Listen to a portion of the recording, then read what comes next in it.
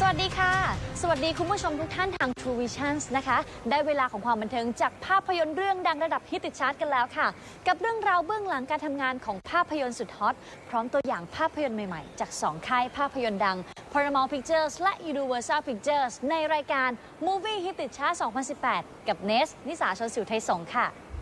ถ้าถามคุณผู้ชม Movie ฮิตติดชาร์ตนะคะว่าดาราคนไหนเป็นดารามหาชนขวัญใจทั้งเด็กวัยรุ่นและก็ผู้ใหญ่แต่ถ้าถามเนสนะคะเนสกล้าตอบได้เลยค่ะว่าดาราขวัญใจมหาชนนะคะต้องเป็นคนนี้เลยดเวย์น จอห์นสันหรือ The Rock นั่นเองค่ะเนสก็มีตัวอย่างภาพยนตร์เรื่องใหม่ของเขาที่ชื่อ Skyscraper มาฝากกันค่ะพร้อมกับตัวอย่างภาพยนตร์เรื่องอื่นๆด้วยไปชมกันเลย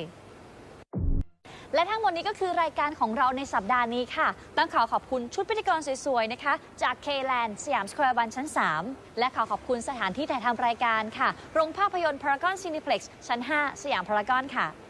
และนี่เป็นสัปดาห์สุดท้ายแล้วค่ะที่คุณผู้ชมจะได้ร่วมลุ้นรางวัลสุดพิเศษกับกิจกรรม Moviecation ซีซั่นที่ 3กิจกรรม Moviecation ซีซั่นที่ 3 ตั๋วหนังพาเที่ยวไทยเมื่อซื้อบัตรชมภาพยนตร์ทุก1ที่นั่งลงทะเบียนออนไลน์ร่วมลุ้นรางวัลทริปเดินทางสุดพิเศษและแพ็กเกจท่องเที่ยวรวมมูลค่าทั้งสิ้นกว่า2 ล้านบาท